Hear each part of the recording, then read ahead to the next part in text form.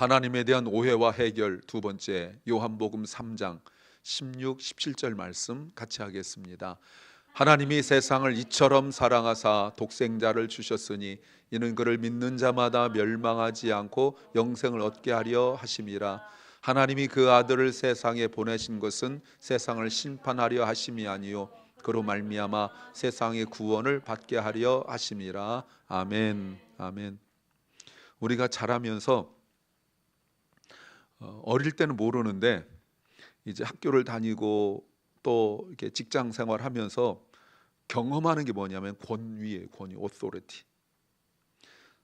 그래서 이제 사람마다 세대마다 자란 환경이 다 다르긴 하지만 뭐 저도 이렇게 자랄 때 선생님께서 80점 이하 나와 이래 가지고 1번 너 몇 점 맞았어. 그래서 이제 80점에서 어떤 선생님은 1점당 한 대씩 맞고 이런 경험들을 안 해보신 분이 있겠지만 경험들 해보셨을 거예요. 그래서 그런 경험들을 막 해요. 부모님한테도 부모님이 이제 어떤 일들에 대하여 혼내고 막 이렇게 하죠. 근데 우리가 이것을 성경으로 이렇게 배운 것이 아니라 신학으로 배운 것이 아니라 이거를 우리가 경험으로 이렇게 배워와요. 그러다가 우리가 부모님의 어떤 그 정상적이란 말 좀 표현이 그렇지만 부모님한테 옳고 그름에 대하여 분명한 판단을 가지고 우리가 잘 경험해 왔다면 우리도 어른이 되어서 그렇게 자라갈 텐데 사실 완전한 부모가 없거든요. 그러다 보니까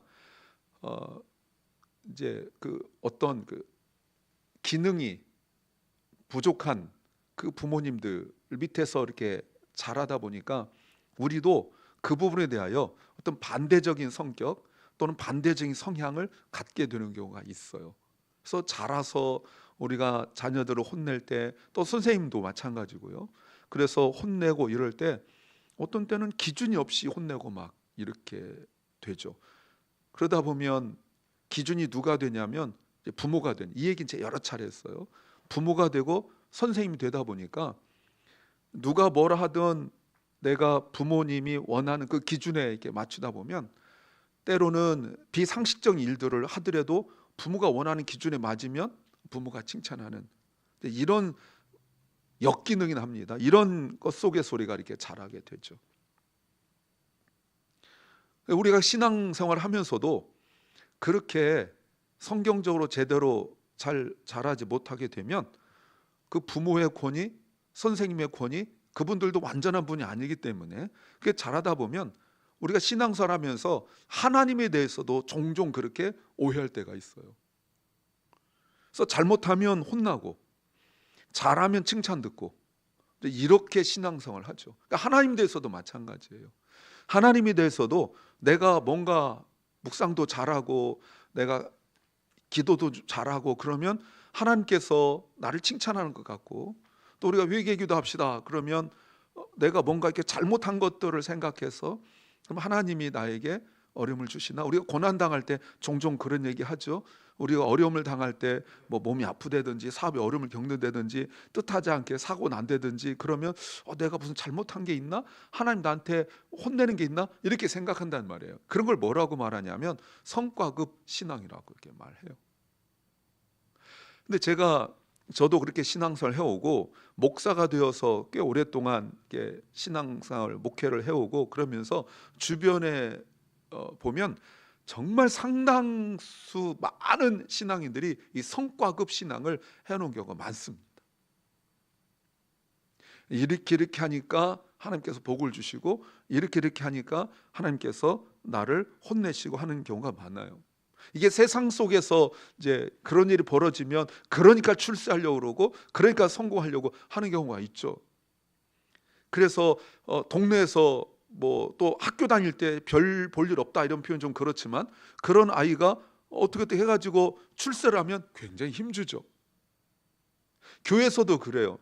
집사 때는 참 열심히 했던 사람이 장로 되더니 권사 되더니 이게 장로한테 이런 식으로 이렇게 보이는 태도들, 이게 바로 성과급 신앙이에요. 예. 여러분 들어보시면 모르겠지만 제가 직접 이렇게 들었는데 제 후배 목사님이 한번 그 얘기했어요. 정말 열심히 있던 안수 집사님이 장로님 되셨는데 당회할 때 얘기하니까 반대하더래요. 그래서 장로님 왜 반대하세요? 그랬더니 나라도 견제해야 되겠다고. 당회가 견제하는 곳이 아니거든요. 근데 이제 그렇게 해야 자격을 한다라고 생각하는 거예요. 그걸 뭐라고 그래요? 성과급 신앙이다 이렇게 말해요. 그러니까 어찌하든지 우리가 어른들의 마음을 흡족하게 하려고 했던 것처럼 신앙생활 자체가 어떻게든지 하나님을 흡족하게 하려고 하는 이제 그런 식의 신앙생활을 계속해요. 기도하는 것도 그렇고 우리가 예배 드리는 것도 그렇고 찬양도 그렇고 하나님께 영광 들고 하나님과 관계 속에서 찬양이 이루어지고 기도가 이루어지고 그래야 되는데 어떻게든지 좀 이렇게 잘 보이려고 하는, 그래서 복을 받으려고 하는 이런 식의 신앙생활을 계속 해오고 거기에 이제 만족하다가 정말 내가 감당할 수 없는 고난을 딱 만나게 되면 그동안 내가 쌓아놨던 성과가 아무것도 아니라는 사실을 깨닫게 돼. 그동안 내가 해왔던 기도, 했던 섬김, 직분 이런 것들이 아무것도 없이 하나님께서 각자 사정은 다르고 상황은 다르지만 마치 하나님과 내가 1대1로 이렇게 딱 벌거벗은 것처럼 나의 속이 다 드러난 것처럼 하나님 앞에 딱 서게 만들 때가 있어요. 그때가 신앙의 굉장히 중요한 터닝 포인트예요. 경험해 보셨습니까? 이런 때 우리가 참 혼란스러워요. 내가 어려움을 당하면 이게 내가 뭔가 잘못한 게 있나? 뭐 이렇게 자꾸 생각을 그렇게 많이 하죠. 그래서 이런 경우 이렇게 정리가 돼요. 죄책감이라는 감정과 성령의 책망, 이게 진리인데 이게 다르거든요. 디프런트 달라요. 근데 성령께서 우리에게 어려움을 통하여 우리를 이렇게 부르시는 이런 걸 깨닫지 못하면 자꾸 죄책감으로 가요. 제가 그 얘기를 해드렸죠. 주일학교 다닐 때 전도사님이 수련회 뭐 이렇게 할 때 막 기도시킬 때 여러분 중에 어머니 주머니에서 돈 꺼내고 막 숙제 떼먹고 뭐 거짓말했던 사람 회개하라고 하는데 저는 진짜 회개할 게 없었어요. 왜냐하면 주머니에서 꺼낸 것도 아니고 뭐 거짓말 한 것도 아니니까 울고 하고 막 선생님도 울고 그러면 진짜 이해가 안 됐어요. 왜 저렇게 살지? 어릴 때 왜 저러나? 근데 제가 전도사 돼가지고 저도 배운 게 도둑질이라고 애들한테 너희들 중에 거짓말 이러고 있더라고. 그게 잘못된 걸 알면서 어떻게든 애들 한번 울리려고 그랬었어요. 그러니까 아니죠. 그러니까 성령의 책망으로 우리가 말씀을 보고 또 신앙생활을 그래야 되는데 우리 자꾸 어떤 죄책감의 감정을 자꾸 건들려고 해요. 죄책감이라는 게 뭐예요? 이 길티라는 게 뭡니까? 우리로 하여금 자꾸 벽을 만들게 하는 거잖아요. 이게 죄책감이거든요. 신앙생활하면서 자꾸 우리로 하여금 벽을 만나게 해서 내 힘으로 안 되네, 내가 뭐 잘못했나 하고 자기를 이렇게 자꾸 돌아보게 만들려고 하는, 그게 바로 욥의 세 친구가 욥에게 와서 한 일이잖아요. 가룟 유다가 예수님 팔았다가 이렇게 번질 줄 몰랐는데 그래서 벽을 딱 만나게 되니까 할 수 있는 게 자살한 것밖에 없었단 말이에요. 이게 바로 죄책감이에요. 근데 성령의 책망은 그렇지 않죠? 성령의 책망은 뭐예요? 거기서 돌아서라. 그러면 뭐가 있다고요? 그러면 길이 있다는 거예요. 이게 똑같은 양상으로 똑같은 모습으로 벽을 딱 만나는데 그 벽 앞에서 절망하고 좌절하고 이래서 자기 스스로 어떻게 안 되니까 막 낙심하여서 때로는 그것이 뭐 엉뚱한 대로 이렇게 튀어서 럭비공 튀듯이 그동안 신앙생활 잘했던 사람이 왜 저렇게 변했지 하는 속으로 막 튀어버리는, 이게 바로 죄책감이에요. 근데 성령의 책망은 어떤 그 벽을 만났을 때 돌아서라. 그러면 내가 너를 위하여 이미 만들어 놓은 길이 있다. 이게 바로 이제 고난 속에서 우리가 가져야 될 건데 그걸 모르니까 자꾸 이거를 하나님이 나한테 화가 났나 보다, 하나님은 그러신 분인가 보다 자꾸 이렇게 생각하는 거예요. 그래서 성령의 책망은 우리를 어디로요? 돌아선다는 회개로 우리를 자꾸 인도해 가는 거죠. 그래서 우리가 하나님을 오해하는 이유가 무엇입니까? 하나님을 오해하는 이유는 하나님을 몰라서. 우리가 지금 요한복음을 계속 묵상하고 있는 중에 계속 강조하는 게 이거 아닙니까? 하나님이 누군지를 모르는 거예요. Who God is. 근데 더 큰 문제가 뭐냐면 나 자신도 모르고 내 안에 있는 두려움이 무엇인지 모르기 때문에 하나님을 오해하는 거예요. 이런 우리에게 오늘 주시는 말씀이 하나님은 화가 없다, 화를 안 내신다, 그런 게 아니라는 걸 좀 아셨으면 좋겠어요. 하나님의 거룩과 하나님의 사랑이 어떻게 함께 작용되는가를 보려고 합니다. 16절. 자, 이거는 뭐 주일학교를 정상적으로 안 다녔어도 다 알 수 있는 그런 거 아닙니까? 다른 건 못 외워도 이건 외우지 않습니까? 우리 같이 한번 한쪽 눈 감고 이렇게 뜨고 이렇게 한번 같이 읽어보겠습니다. 시작. 하나님이 세상을 이처럼 사랑하사 독생자를 주셨으니 이는 그를 믿는 자마다 멸망하지 않고 영생을 얻게 하려 하심이라. 어지간하면 다 암송하지요. 마침 우리가 얼마 전에 새벽에 그리고 주일에도 함께 다뤘던 본문이 바로 이것입니다. 이 3장 16절은 유명 어떤 막 그 명언 이런 게 아니에요. 누구한테 하신 말씀이죠? 예수님께서 니고데모에게 하신 말씀이에요. 근데 16절만 똑 떼지 않고요, 바로 앞에 있는 14, 15절을 보셔야 되는 내용이죠. 14, 15절에서 주님께서 무슨 말씀하시냐면 모세가 광야에서 뱀을 든 것처럼 인자가 들려질 것이다. 그 말씀을 하시면서 하신 말씀이거든요. 인자가 들려야 된다. 믿는 자마다 영생을 얻게 하려 하심이라. 그 14절부터 14, 15절에 대한 내용이 지금 16절에 그러므로 라고 왜냐하면 하고 그걸 설명해 주는 내용이에요. 그래서 16절은 영생을 가능하게 하는 것을 위하여, 영생을 얻게 하는, 영생을 가능한 것을 위하여 어떤 일이 일어나는가에 관한 내용이에요. 새벽에 말씀드렸으니까. 그래서 이것을 이렇게 말할 수 있습니다. 복음의 요약이고 하나님 마음의 해설서다. Guide to the heart of God. 하나님의 마음, 하나님의 마음으로 갈 수 있도록 인도하는, 그러니까 하나님의 마음이 무엇인지 우리가 더 하나님께 가까이 갈 수 있는 그 요약이 바로 3장 16절이라고 말할 수 있습니다. 다시 16절 보세요. 16절에서 우리가 이렇게 얼핏 보면 대부분 하나님이 세상을 사랑하사, 이처럼 사랑하사, 사랑이라고 강조를 합니다. 이 사랑이 원래 강조가 아니에요. 요한 1서 가지고 어느 교회 하나님 사랑이라 이렇게 써놨는데 정말 그 붙들고 좀 말씀 좀 드리고 싶어요. 그건 요한 1서 한 번 나오는 내용이거든요. 예, 틀린 말은 아닙니다. 근데 하나님을 하나로 규명하기는 어려워요. 차라리 이처럼이 더 강한 거예요. 이처럼이 더 중요한 거예요. 하나님이 세상을 이처럼 이처럼 뭡니까? 어떻게, 방법을 이야기하는 거예요. 그러니까 하나님이 우리를 사랑하시는데 어떻게 사랑하는가, 이 어떻게가 더 중요한 거라고 말할 수 있습니다. 사랑은 변하지 않잖아요. 어떻게 해요? 이처럼은 매우가 아니에요. 하나님이 세상을 이와 같은 방법으로 사랑하셨다, 이런 뜻이에요. 이와 같은 방법이 뭡니까? 14절에서 높이 들리우는 거예요. 모세가 광야에서 뱀을 든 것처럼 높이 들리우는. 그럼 이게 뭡니까? 십자가예요. 하나님이 사랑하는데 말로 하지 않고 하나님께서 직접 우리에게 보여주셨는데, 프리젠테이션 하셨죠? 직접 보여주셨는데 그게 뭐라고요? 그게 십자가예요. 그래서 하나님이 세상을 우리라고 볼 수 있고요, 우리를 이처럼 이와 같은 방법으로 사랑하셨는데 그 방법이 뭐냐면 십자가에 달려주신 그 내용이 바로 독생자를 주신 거예요. 독생자, 외동아들이 아니죠. only begotten son이죠.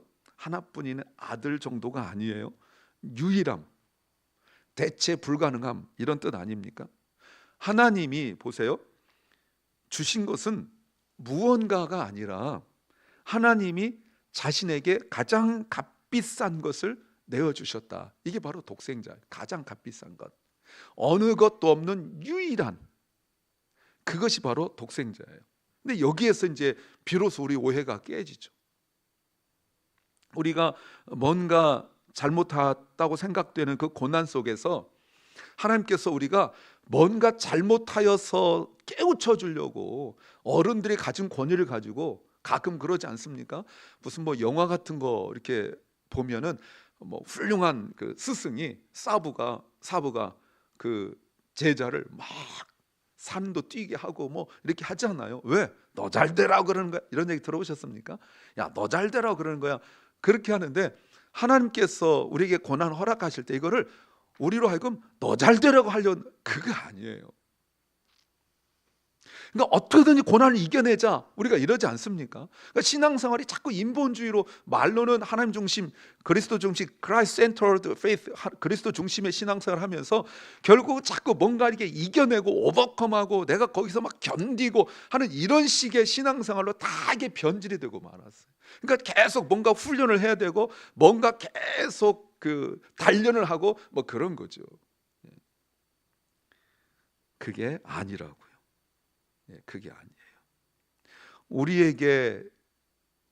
우리가 겪는 그 고난을 하나님께서 허락하셨다고 믿는다면 그 고난을 통하여 하나님이 우리를 사랑하심이 너 이 정도 고난 가지고 힘들고 어려운데 내가 너를 사랑함으로 나는 내 아들을 독생자를 내어주셔서를 경험하게 하려고, 어떤 사람은 손톱 밑에 가시 찔린 정도지만 어떤 사람은 정말 남들에게 말할 수 없는 그 어마어마한 고통을 통하여 그걸 겪고 경험하게 만드는, 그래서 어떻게 한다고요? 그를 믿는 자마다 멸망하지 않고 영생 얻게 하는, 바로 이거예요.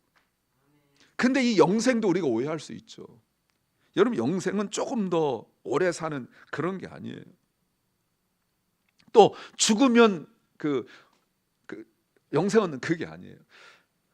제가 정말 어떤 때는 그런 생각해요. 내가 좀 더 이렇게 유명했더라면, 내가 큰 게 했더라면 싹 뜯어고치고 싶은 게 성경하고 찬송이에요. 내가 큰 교회 목사라면 싹 뜯어고 싶은 게 성경 번역도 좀 제대로 이렇게, 특히 찬송가는요, 우리 개혁주 입장에 보면은 정말 엉터리가 너무 많아요. 죽어야 영생 얻는 그런 게 아니거든요. 그래서 여러분, 어떤 주일학교에서 그랬대잖아요. 우리가 어떻게 영생 얻습니까? 그랬더니 주일학교 아이가 죽어야 얻습니다. 우리가 겨우 그 정도밖에 안 되는 거예요. 여러분, 그렇게 되면 우리의 신앙생활이라는 게, 기도하고 예배하는 게 뭐냐면 현실 개선 프로젝트가 되고 말아요. 지금보다 조금 나은. 지금 이 땅에서 겪는 고통과 아픔을 죽으면 천국에서 아름다운 삶을 사는, 이 정도 신앙밖에 안 되는 거예요.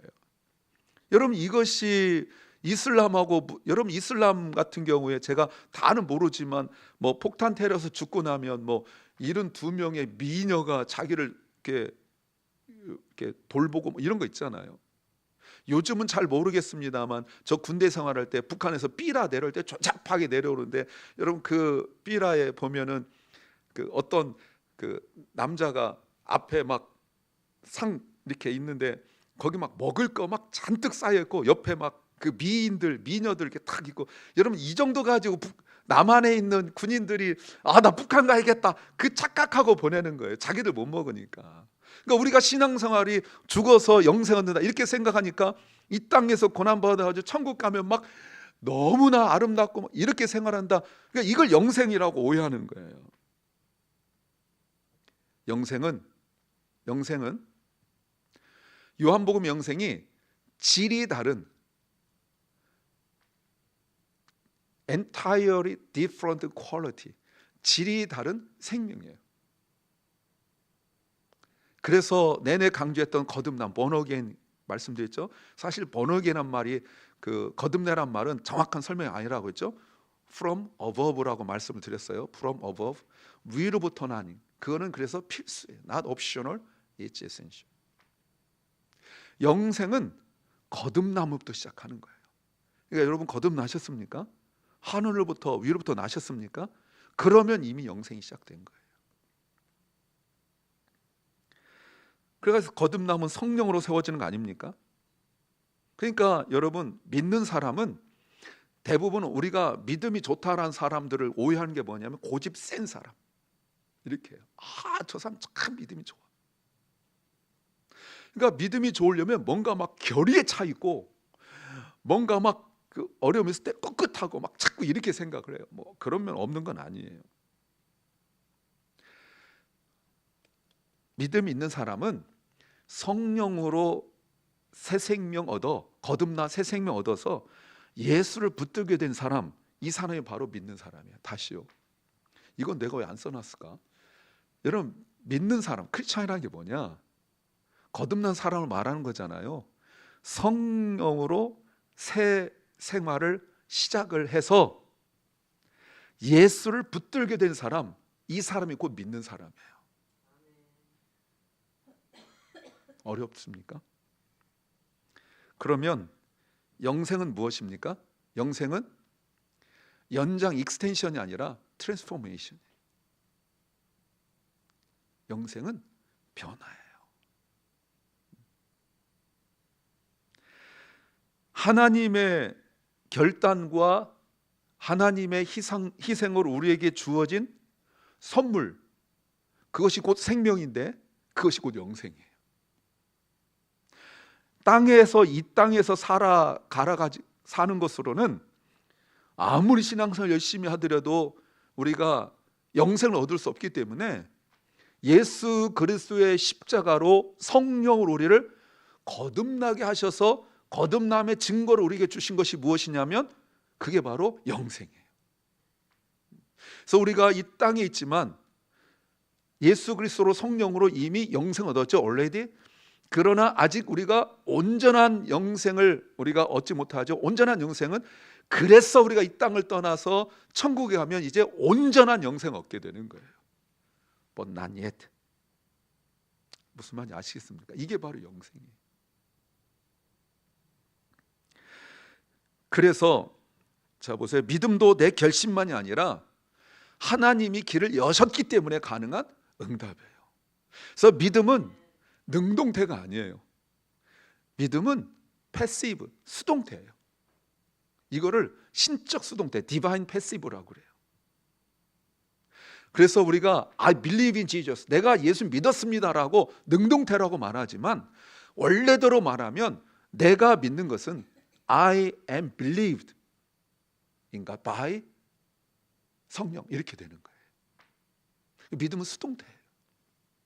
다만 내 쪽에서 결심한 것 같아서 능동태로 보이는 거지, 내가 이렇게 믿음을 가질 수 있도록 하는 것이 바로 성령이에요. 그래서 저한테 배우신 분들, 우리 뭐 교인들도 마찬가지, 믿음은 뭐예요? 반영, 반사, 리플렉션이에요. 그래서 수업할 때 제가 막 해 그려놓고 막 비치고 막 이렇게 했었는데, 그 믿음은 리플렉션이에요. 태양이 비칠 때 달이 받아서 온전히 비치면 이렇게 보름달이 되는 거예요. 그게 온전한 믿음이에요. 달은 발광체가 아니에요. 달은 스스로 자기 빛을 비출 수가 없어요. 태양 빛을 받아야 돼요. 근데 태양이 있는데 달이 움직이면서 보름달이 됐다가 반달이 됐다가 조금 했다 이렇게 되는 거 아닙니까? 그러면 원래 달은 이만한데 우리한테 비춰질 때 이만하게 보이기도 하고 요만하게 보이기도 한단 말이에요. 그게 우리의 믿음인 것밖에 안 되는 거예요. 그러니까 내가 하나님을 얼만큼 받아들이냐 따라서 그렇게 보여지는 거예요. 내가 이렇게 생겼는데 아니야, 억울해, 나는 동그래, 아무리 말해봤자 그건 아니에요. 보여지는 대로 그게 믿음이에요. 그래서 17절 보십시오. 하나님이, 왜냐하면, 그러니까 14, 15절에 왜냐하면이 16절이잖아요. 왜냐하면 17절, 하나님이 그 아들을 세상에 보내신 것은 세상을 심판하려 하심이 아니요 그로 말미암아 세상이 구원을 받게 하십니다. 자, 여기에서 보낸다는 말이 요한복음의 특징이라고 말씀을 드렸습니다. 아들은, 자 보세요, 하나님이 보내신 아들은 발런티어가 아니에요. 자원봉사자가 아니에요.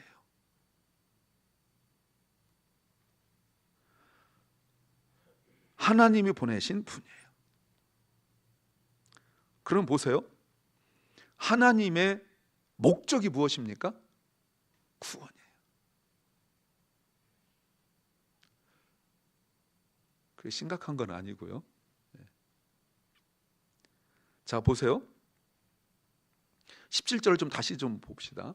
하나님이 그 아들을 세상에 보내신 것은 세상을 심판하려고 아들을 보내신 것이 아니라 세상을 구원하려고 보내셨다, 이렇게 말씀하십니다. 그렇다면 보세요. 구원이 유일한 길이라면 그 길을 거부하는 것 자체가 심판이에요.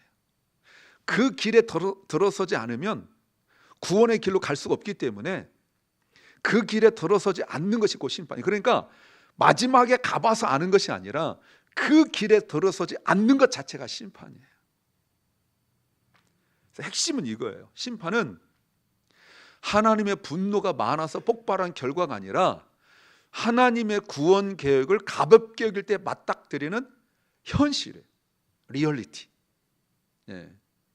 나중에 가봐야 하는 것이 아니에요.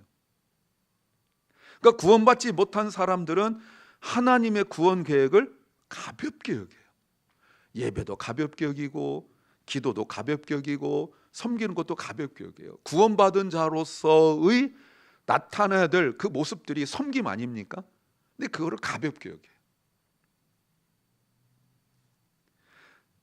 자, 그렇다면 하나님의 성품을 정리해 본다면 출애굽기입니다. 34장 6절과 7절에 마침 돌아오는 주일날 우리가 출애굽기 32장을 보기 때문에 요 내용이 그 주일에도 말씀을 드리겠지만 이스라엘 백성들이 금송아지, 모세가 십계명 받으러 시내에서 올라갔을 때 밑에서 금송아지 만들고 난 이후의 사건, 그리고 그 내용들 연장선상이거든요.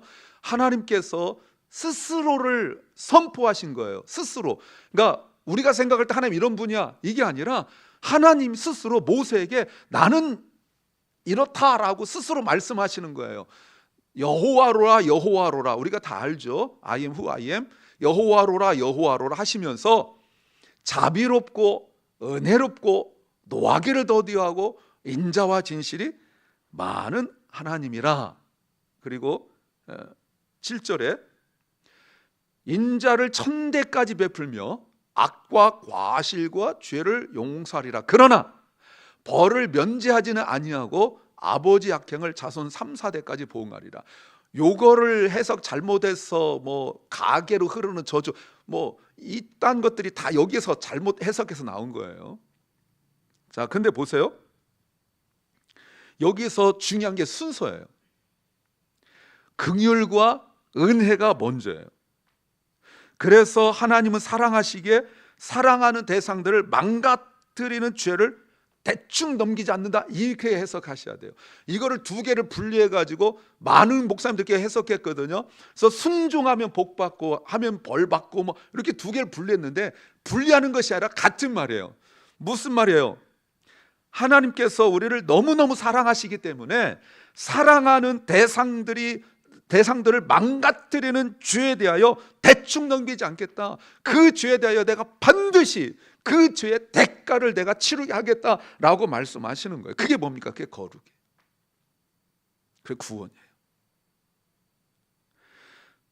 하나님의 거룩은 보세요, 우리를 몰아내려는 것이 아니라 돌아오게 하려는 사랑의 엄격함이다, 이렇게 말할 수 있습니다.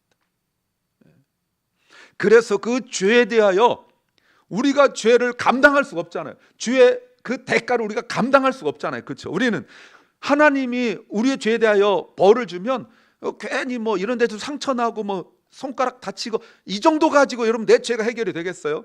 내 전 인생을 드리고 내 삶을 다 드려도 내 죄를 해결할 수가 없잖아요.